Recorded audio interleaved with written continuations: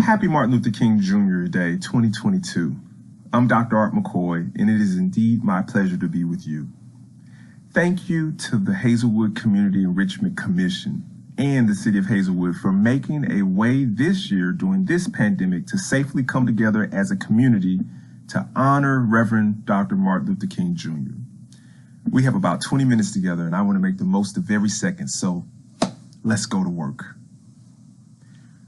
A crust of bread and a corner to sleep in, a minute to smile and an hour to weep in, a pint of joy for a huge peck of trouble, and never a laugh, but the moans come double. And that is life. Those words are sealed on my soul, and they come from a former slave turned freedman who learned to read and write when it was something that would get you hung, named Paul Laurence Dunbar. He then later published the book entitled Lyrics of a Lowly Life in 1896, subsequently helping to make him an independently wealthy man. Now, I want to talk to you today about the topic of being driven by love, with the subtopic of remaining awake through a revolution and a pandemic. Now, as a fourth-generation preacher and a St. Louis University Distinguished Fellow carrying out the Jesuit mission of helping others in greatest need, and as the STL Works Workforce Champion for the Regional Business Council and leader, I'm someone who has studied the life of Martin Luther King many years, as well as been Kingian trained and personally knows the family.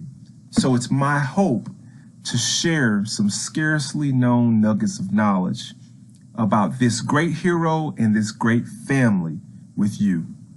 Let's start by sharing a little bit about his childhood and show the blueprint for a child's success. First, let me say, 3 years after the publication of the Lyrics of a Lowly Life, Michael Luther King Sr. was born in 1899. Michael Luther King met A.D. Williams and A.D. Williams' daughter when he was at Morehouse and she was at Spelman, and Reverend A.D. Williams convinced Michael Luther King Sr. to go into the ministry. He did, and by 1926, he was married to A.D. Williams' daughter and a minister at Ebenezer Baptist Church under the pastoring of Reverend A.D. Williams. Multiple years later, Michael Luther King became prominent in the Baptist Church, attending national conventions and even the World Convention in Germany in 1931. And it was there that he learned about Martin Luther and Martin Luther's 95 Theses, as well as protests that reformed and changed the church forever. He then came back to the United States with a made-up mind that he would change his name from Michael Luther King Sr. to Martin Luther King Sr., as well as change his 2-year-old son's name to follow the same, to Martin Luther King Jr. And the rest is history. There is power in a name. A name gives purpose. It shows a past and some lineage. And that name change was driven by a commitment focused on love, because God is love. Now, A.D. Williams, Martin Luther King's grandfather, was a serious, amazing leader and man. He was born in 1861, but he acknowledged his birthday as 1863, January 2nd, one day after the Emancipation Proclamation, because he wanted to declare to the world that he was a freed man, and that was the beginning of his birth. He followed the footsteps of his father, Willis Williams, who was a slave preacher, in becoming a preacher himself, Reverend A.D. Williams, and a prominent pastor who revived Ebenezer Baptist Church, being its second pastor, and built multiple buildings in which Martin Luther King Sr. and Martin Luther King Jr. then served. But A.D. Williams also was the founder of the NAACP in Atlanta, Georgia, And he was on the school bond election committee, which built 8 schools for African Americans, 2 of which his son attended. Martin Luther King and his grandson attended. Martin Luther King Jr. attended David Howard Elementary School, as well as the first all-black high school in Atlanta, Booker T. Washington High School, at the age of 13. Because Martin Luther King was smart and he skipped a grade in primary school.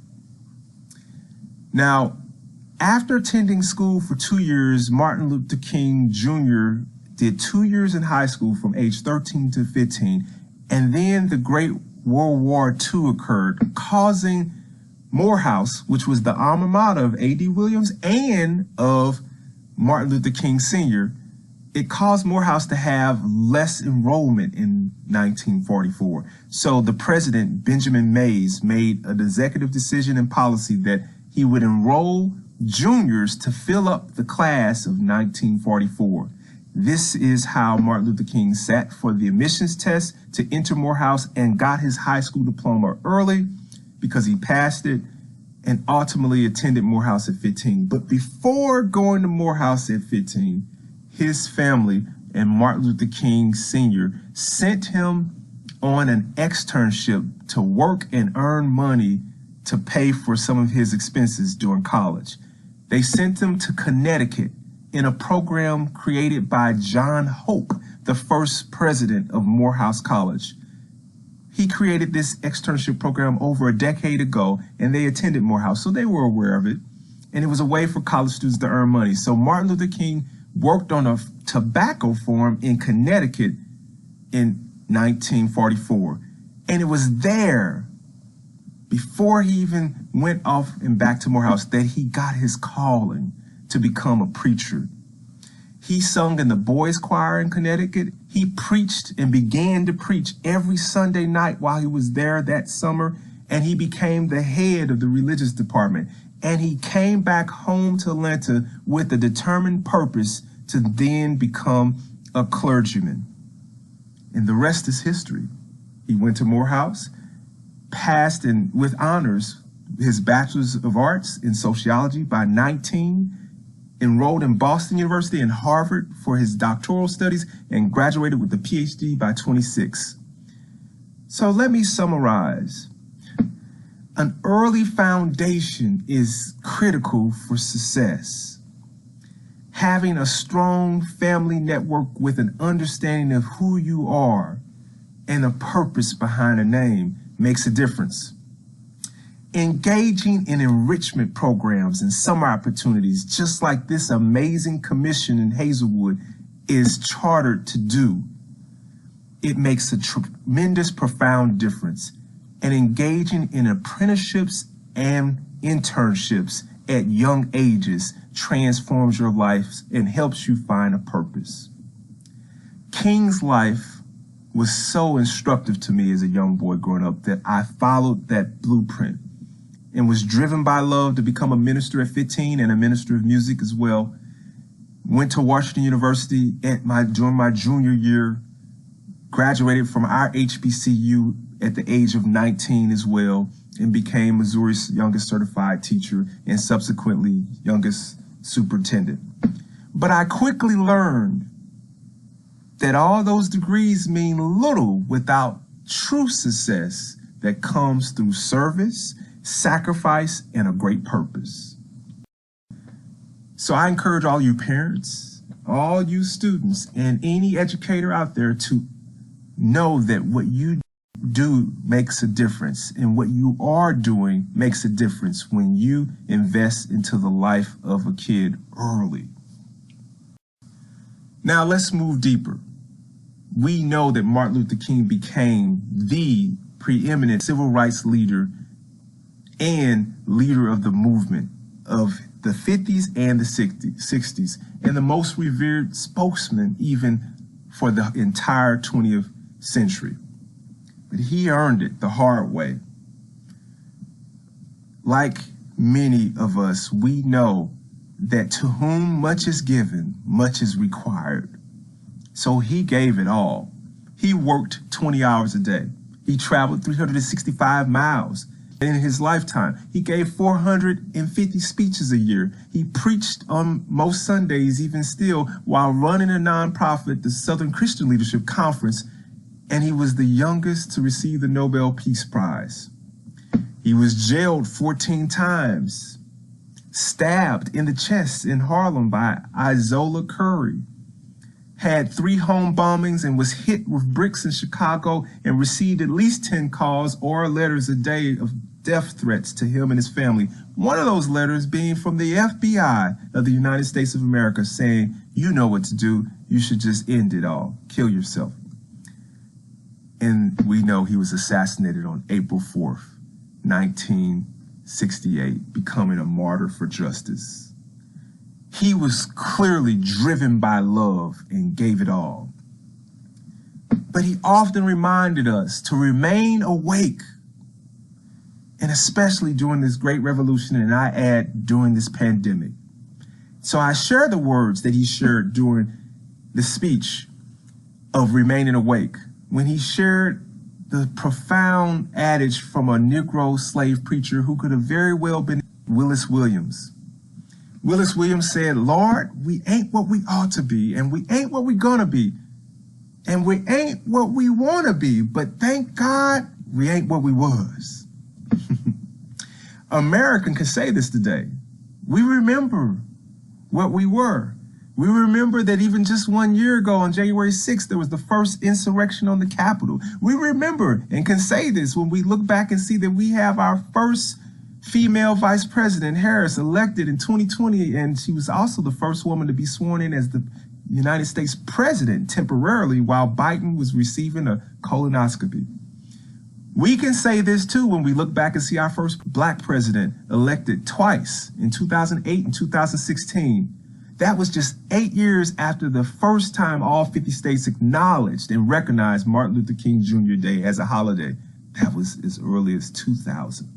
We can say this as we look at the court cases of the now convicted murderers of George Floyd and Ahmaud Arbery and a few other cases that show greater accountability. We can say we ain't what we ought to be. We ain't what we want to be. We ain't even what we're gonna be. But thank God we ain't what we was. Now, most of you are familiar with Bloody Sunday, and I will say this. That event led by Martin Luther King and with Congressman John Lewis, who was then the president of SNCC, led to the Voting Rights Act of 1965. And in 1965, 1970, 1975, 1982, and 2006, that Voting Rights Act was unanimously or near unanimously reauthorized every year. But after our election of our first black president, feelings arose that challenged this act and said, we don't know if it's still needed. And by 2013, the Supreme Court decision of Shelby County versus Holder eliminated the critical part of this act, which was the pre-clearance formula for regions, saying that it wasn't enough discrimination to occur anymore. But the courts allowed for Congress to still reestablish a new formula if they wanted. And so John Lewis and Barack Obama marched. John Lewis marched again, and others, to say, we must remain awake in America. There's a revolution going on. Some attempts was made in Congress to repass Section 5 of the Voting Rights Act bill, but it never passed. And during the last administration, the Department of Justice actually challenged things and never brought it back up, and ultimately never brought anything before the courts from 2016 to 2020 from the parts of the Voting Rights Act that was still in play, Section 2. These things included things like consolidating voting polls, particularly in minority places where it takes people twice as long to vote, curtailing the hours to make it more difficult for hourly wage workers to vote, and also having lists for maintenance that are called voting lists. States started doing these practices again like they did prior to the Voting Rights Act, proving Newton's third law to be true. To every action, there is an equal and opposite reaction. And then early in 2021, the coronavirus entered America. serendipitously evening the playing field for the voting needs of America to include things like mail-in voting in a more equitable way, which was a practice that has been practiced since the Civil War. We needed interventions in an equal playing field during a pandemic like never before. And if COVID has never taught us anything else, it reveals that we are all caught in an inescapable network of mutuality tied to a single garment of destiny. Whatever affects one directly affects all of us indirectly and sometimes even directly. We can say we're not what we ought to be. We're not what we want to be. We're not even what we're going to be. But thank God we're not what we were. But I want to say, before the pandemic, some of us were tracking and counterattacking epidemics like every 2 hours, one black male aspires. Before the pandemic, some of us were tracking and counteracting the epidemics of homelessness and the fact that 1 in 6 children are hungry and have food insecurity. And in the pandemic, we saw lines of food. But some of us before the pandemic were awake and tracking the epidemics and counterattacking the epidemic of failing schools and joblessness through enlightening education and workforce development programs. Some of us were tracking and counteracting the epidemic that America has the most people in jail, 2.3 million plus, and over 1 million African Americans. Justice is needed, and a threat to justice anywhere, injustice anywhere is a threat to justice everywhere. Some of us before the pandemic were working to attack the epidemic of having sick care and not having access to quality health care. We have to remain awake, America, because Dr. King was right. For some strange reason, I can never be what I ought to be if you aren't what you ought to be. And you can never be what you ought to be until I am what I ought to be. This is our reality. It is Ubuntu. And it's from love and his experiment of love that we, as the descendants of King, are driven by love to do more. Because when we do more for others, we actually lift up and love ourselves. So allow your love to lift your sisters and brothers, and therefore lift yourself. This is a community building type love, a sacrificial type love that believes that the arc of the moral universe bends towards justice. I like to put it this way. Equity is what love looks like in public amongst strangers. It's meeting the need at the speed of the need. So sometimes we must be driven by love to mask up. Sometimes we must be driven by love to vax up with vaccinations. Sometimes we must be driven by love to stand up for the unseen. Sometimes we must be driven by love to speak up for the unheard and intervene. Sometimes we must be driven to show up for the unwelcome and the unwanted. Sometimes we must be driven by love to harry up and to support the taunted. Sometimes we must be driven by love to pray up, stay up, study up, grow up, vote up, or otherwise shut up, because lip service is unwanted. The past is in our head, the present is in our hands, the future is in our heart. So let us allow love to lift us.